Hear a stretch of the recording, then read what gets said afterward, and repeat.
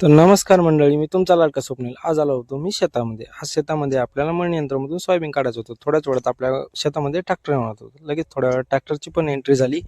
तर आपल्याला लगेच सोयाबीन काढायला सुरुवात करायची होती. मग तोपर्यंत म्हणलं की आपल्या वळीवरचं आपण कवर काढून घ्यावं.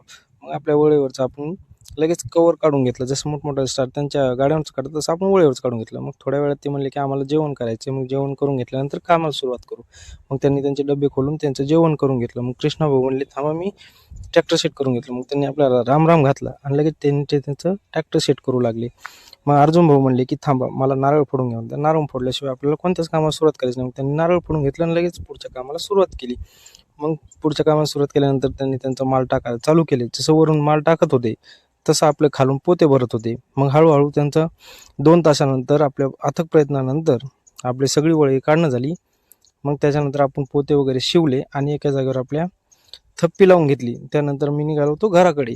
घराकडे निघतो तो वाटाने पाहिलं काय, आपल्या पवन भाऊचं परत ट्रॅक्टर फाडलेलं. मागच्या ब्लॉगमध्ये त्याचं मोठं ट्रॅक्टर फाडलं होतं, ह्या ब्लॉगमध्ये छोटं. मग मयूर भाऊ म्हणले तुम्ही बाजू सारखा, मी एका झटक्यात ट्रॅक्टर बाहेर काढतो. तेवढ्यात काय एकूण ट्रॅक्टरनं बांधून लगेच एका झटक्यात मयूर भाऊनं ट्रॅक्टर बाहेर काढून घेतलं.